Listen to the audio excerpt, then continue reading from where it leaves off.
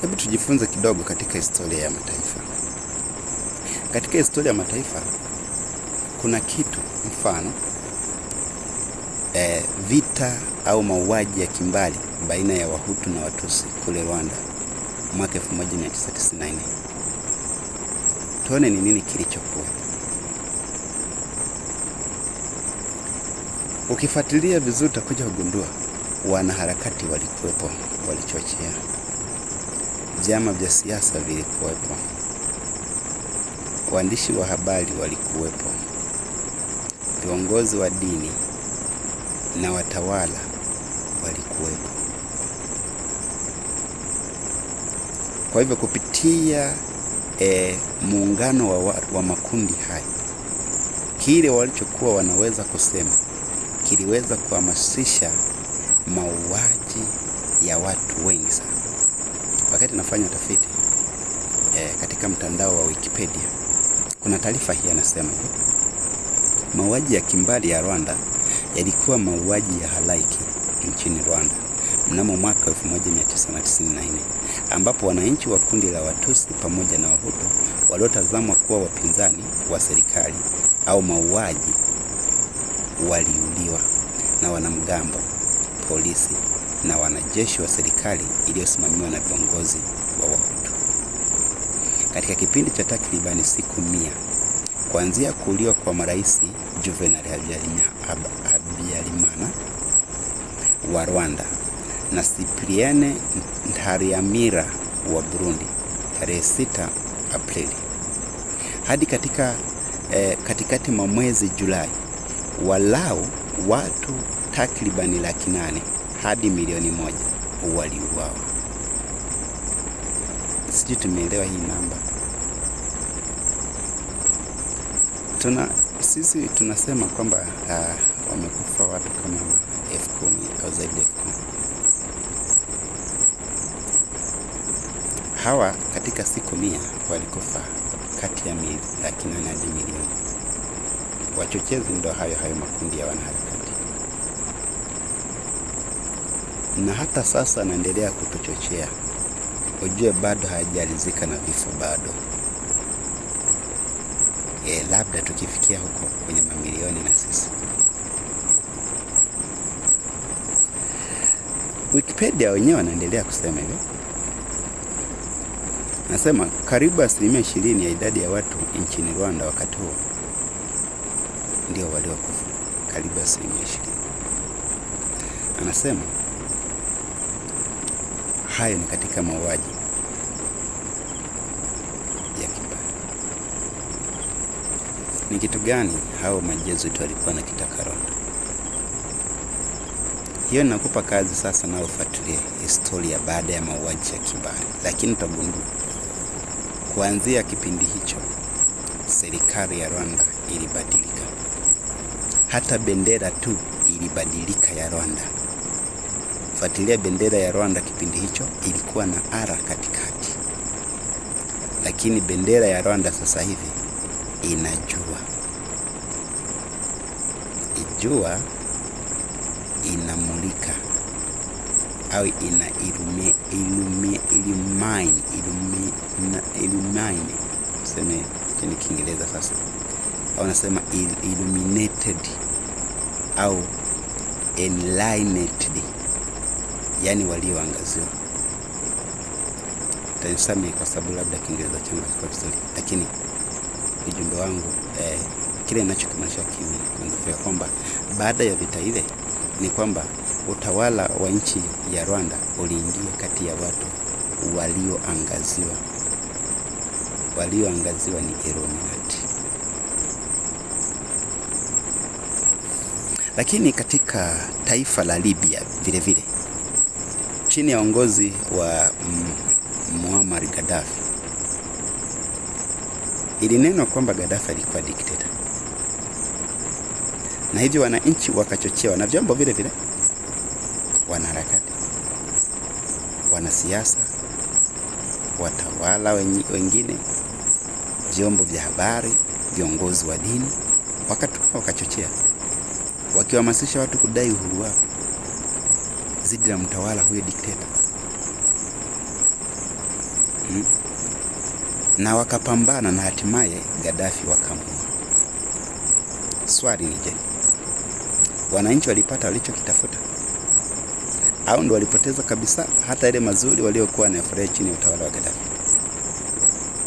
Majibu ya swali hilo utayatafuta mwenyewe, lakini ninachokijua ni kwamba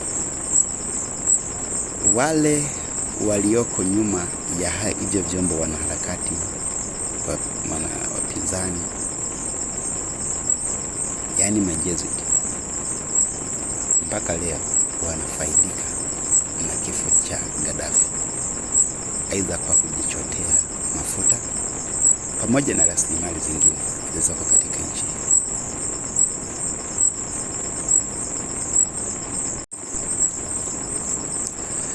Hebu tutafakari sasa pia katika historia ya nchi yetu hii ya Tanzania katika utawala wa Rais Magufuli. Nisiende mbali sana huko katika utawala, lakini tuzungumza katika utawala wa Magufuli au tuanze hata na wa Kikwete. Katika utawala wa Kikwete, jinsi vile ulivyokuwa, tuliweza kushuhudia wanasiasa wapinzani wakizungumza mambo mengi mabaya juu ya utawala wa Kikwete, kwamba ufisadi umejaa. Mambo mengi ya mabaya yalizungumzwa, na hatimaye Kikwete alitoka, akaja Rais Magufuli. Rais Magufuli akafanya yale ambayo wapinzani walikuwa wanapigia makelele, akafanya kweli. Lakini vyama hivyo pinzani walitoka na jina lingine kwamba huyu amekuwa ni dikteta, amefunga uhuru wa vyama, mikutano ya siasa na mambo mengi yakatajwa. Akasema dikteta uchwara. Yaani kaonekana kwamba ni bora hata katika enzi ya Kikwete.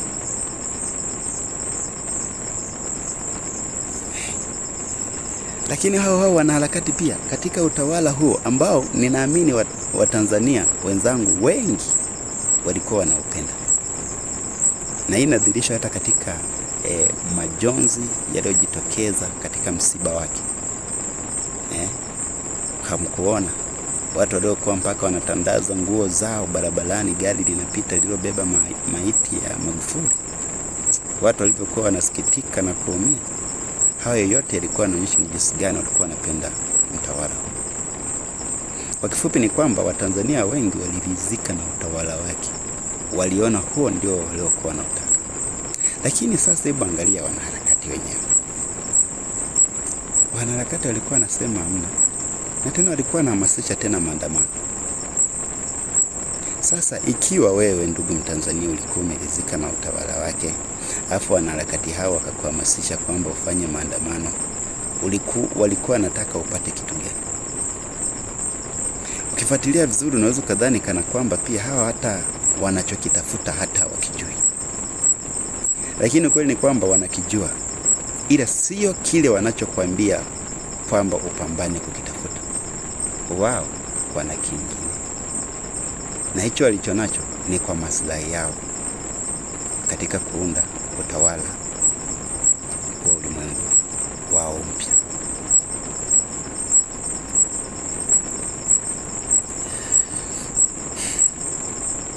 Sasa akaondoka Magufuli, akaja mama.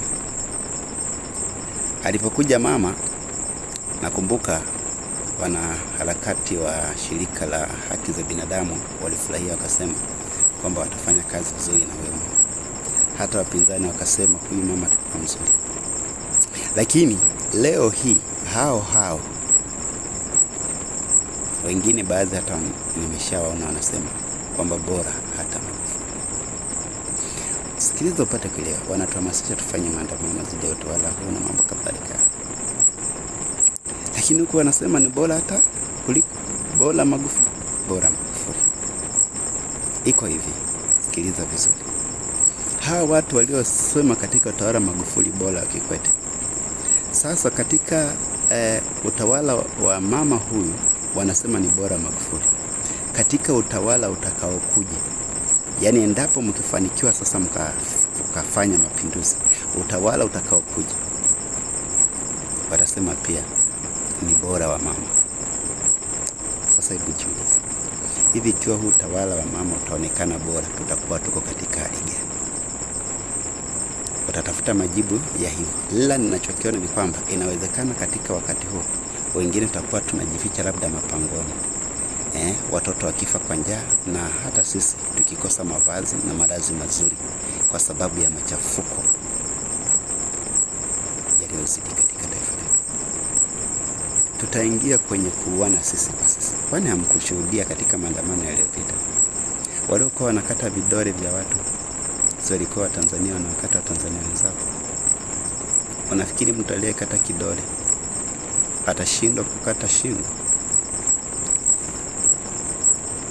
Kilichochochea kukata kidole hicho ndicho kitakachochochea aikate shingo yako. Huyo ni Shetani, na Shetani hatuwezi tukamshinda kwa namna hii tunayoidhania ya maandamano na kusikiliza mawakala wake wa vyama vya siri. Sasa kitu kimoja pia mpate kujua, Mungu, watu wote duniani ni watu wake. Yaani kumbe hata watu waliokufa kwa risasi ni watu wake. Hata huyo mtawala ni watu wake, ni mtu wake, kama tulivyoona huko. Anatutaka tufanye nini? Mungu anasema heshimuni mamlaka. Warumi 13 mstari wa kwanza hadi 7. Sikiliza, yaani ni kwamba kwa sababu hakuna mamlaka ambayo haitoki kwa Mungu. Ijapokuwa wakati mwingine Mungu anaweza kuwa hakubaliani na mamlaka hii. Kwa mfano, Mungu hakubaliani na mamlaka ya utawala wa mwanamke katika historia ya taifa la Israeli, lakini pia katika maandiko matakatifu, yani Biblia. Mungu anazungumza, anasema mwanamume atamtawala mwanamke, sio mwanamke kumtawala mwanamke. Kwa hiyo mamlaka ya utawala tulionayo katika dunia yetu hii, na hususan taifa letu Tanzania, awe ni rais, waziri, si utawala unaokubalika mbele za Mungu. Lakini kwa hekima yake Mungu, yeye mwenyewe anaweza tu akaamua kuliruhusu liwepo jambo hili, ijapo hakubaliani nalo. Katika historia ya taifa la wafalme, mfalme wa kwanza wa Israeli, mfalme Sauli, alikataliwa baada ya kuwa ameshindwa kutii maelekezo ya Mungu. Mungu alimkataa. Lakini hata hivyo aliendelea kutawala mpaka alitiwa hata mafuta mfalme mwingine Daudi. Lakini mfalme Sauli aliendelea kutawala. Ijapokuwa Mungu amemkataa, lakini bado aliendelea kutawala. Kwa hivyo Mungu anapotuambia tutii mamlaka, hata kama haikubali, yeye ana makusudi mema. Mfano tu niseme, laiti tungetii mamlaka tarehe 29 wakati mamlaka zilipotutaka tusifanye maandamano, leo hii tusingekuwa tunaomboleza na kuzunika kwa vifo vya watu wengi waliokufa. Kwa hivyo kumbe Mungu anapotuambia tutii mamlaka, ana kusudi jema kwa